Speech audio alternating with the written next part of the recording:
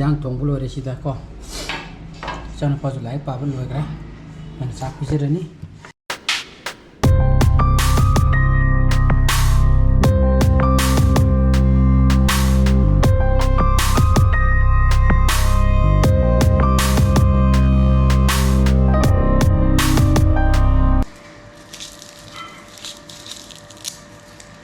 Good morning guys, welcome back to my channel. May video kan. Ay punto makai tasala. Sana pa yung si Peka ko ng minanay. Ngarang vlog to jo yen thong na ba. Yen thong hay di pizza daga salan din hay tana maduri. Unang pang siya mami niya ko. Sila. Kadang ta papat ta sending ki ke. Sama ko sura ka khai daga loya ba ko. Hindi ba. Song ta daga.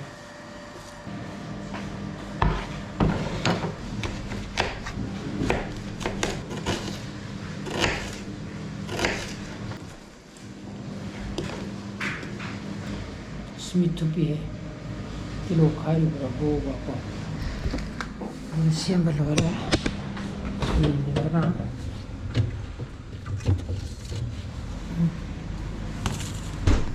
saat itu ini video na masih masih ke ketika sanggah ba air mang gitu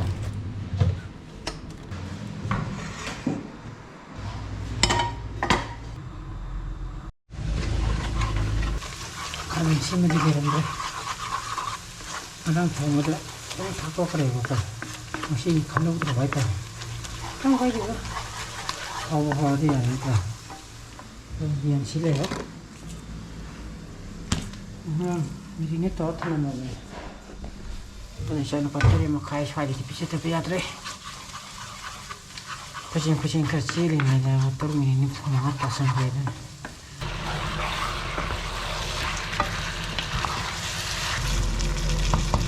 Toro, itu jero, untuk tas le, yen thong bolu la ni, tabra, uto, tu jangan pasu, untuk tas le, udah ni, udah thong nak hari boko.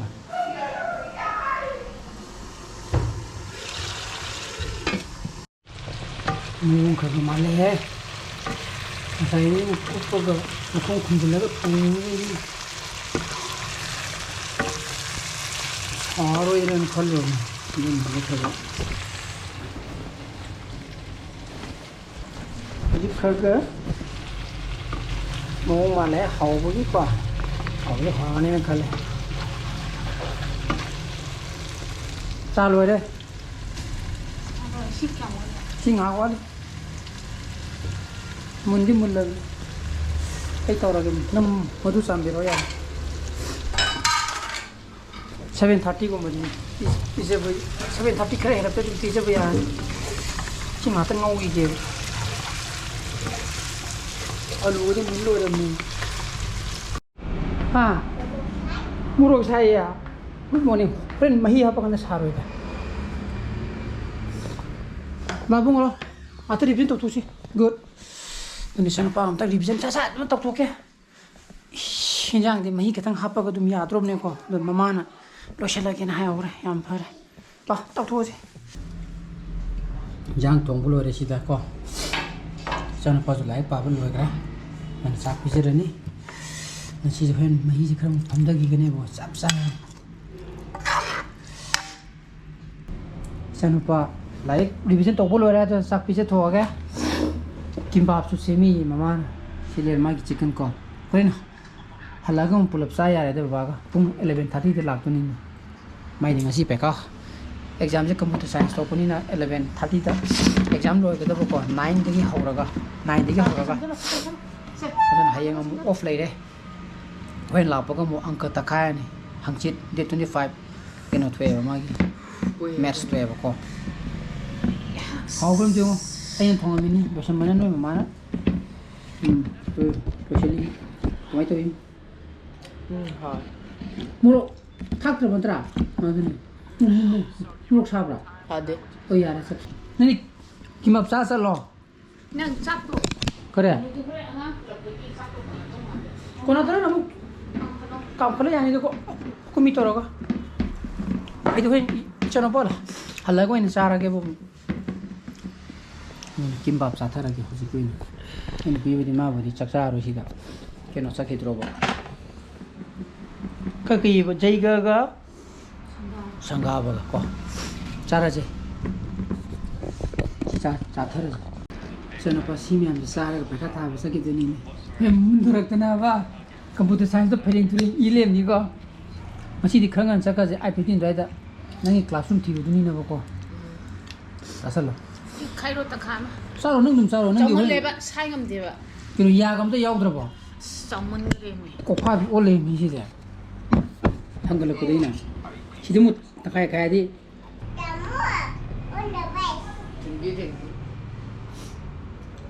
yes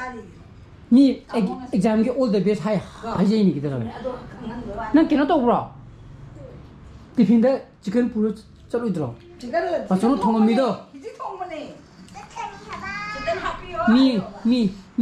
me chicken है हारे जी लोरा बाबूंगा लोरे कुराम दो अदोगा कहीं ना तो रसो पुनी पंता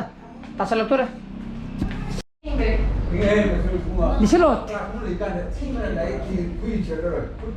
팅은이 뭐리 리셀로 꾸니 빠미 트랑아 살래 컴퓨터 사이언스 마시디 뭐 뭉티기디 뿡 아데 백화 코딩기디 뿡 마판디 하우바 마시 11:30다 로이두바 11:30다 하우마 판다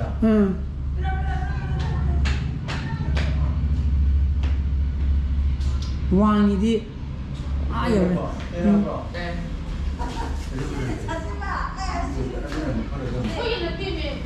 야 봐 근데 깜빡해 야 봐 이거 헐 라라라라 팀들에 말 빨리 이거다 라트라 리방 거 야우데 양섭라 리방 테이블 때 오버렘 다 합이가 왜 파산에 이거 꼬봉아 와 아니지 빠빠 해디 했다 강아버네 나고 사세디 이생거노 여러분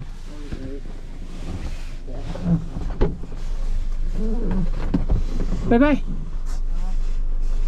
파산에 고모 먹고 юм다 요래 그 TV 뭐 스쿨 쳤더라 쳤더라 아이디 봐. tiffin 합사라 봐. 치킨 합어 봐. 그이게. 그래. 어른 짠나. 오케이. 그냥 아다 짠나 봐. 치킨 디 싸라 봐. 치킨 디 싸라 봐.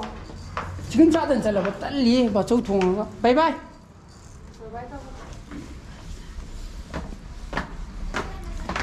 막 내려가 뭐 아니 비용 다 들어보 야네. nangi chapon to timing dum chala jiban yare na dama horen 다 들어보 간다. sanpa lawra dum halani ko. logo horen halagum chanpa gam sak chamine rage lunch 오늘 이제 그냥 다 바꿔한다 쿠스군기 좀더 코칭 농기 떠오리 나이다 거 스군기 페퍼 포트나 레일리하면 딱 인생이야 로샹게 마시기 많은다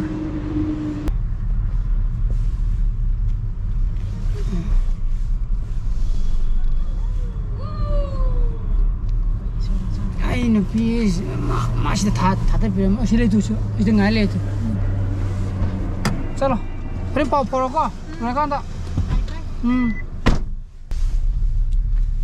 마 착하라 마네 살리지나 급징되고 아이가 살려디 뭐 아이디 베라 가도 보고 좀 비싸는 발로 보고 보기 포르마 줄레비나 너네 차는 발로 보고 요래 사이디 ngan 만드는 좀 좀 하이데레 어디고 목 라인 좀 되게 하더나 그런 돌아가는 강은이 저는 법배가 exam nungaram di se ko ai to exam ngai ya oh hai di pa da bam ta hang ta bra nang friend la si ba ha sa ngai ba pa ba lu ma hang ya oh phải nung bu ngai dia adi yum sa la ji ne ha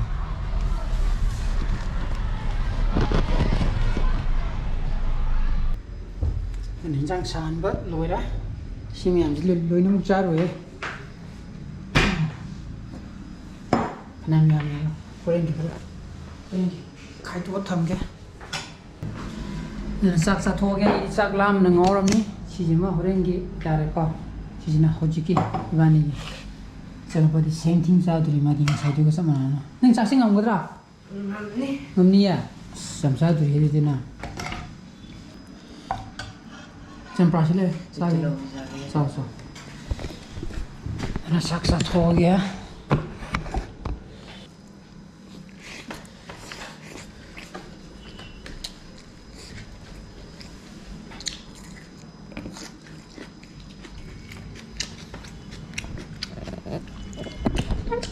好的，还讲呢，烟都不好的，你知道？那怎么？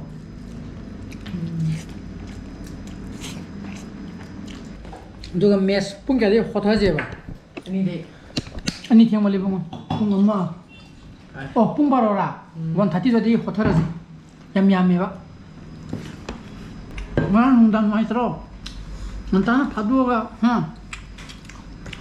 还有不低的。对的，很不低，他不要的不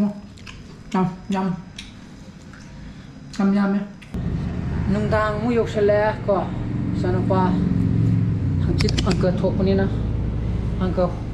khomin na rami ne masai nung din mo ho lam ne adana hajipum manga phai tasle sana pasida angka hole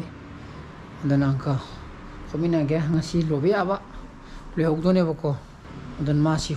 hole kanda ai ju tanda sana editing ta hugi ge blog ko ngasi tha ka da blog to ajana paper khorpuju loiselle ko made mark empty to buju loiselle nga utam phani kanda haidi chanu par lari ta ko nga pothari kanda ko vel chai sing tokna re we to ba sim phamdari bana se ju wai sange si paper khopaji ma question gi je ko ngasi dum khothari ne bodi edi kok thoram ni si lei ji from the presidential coaching gi chin baga ichanu pa gi pekha tawbaga ko aduna yamna phare aduna mayam ina sig blog mata introduction jaraga I blog pa thogadi like to biramo share to bio no viewers will subscribe to biramo ko kisan pa bio so please be safe and be healthy bye bye good night chew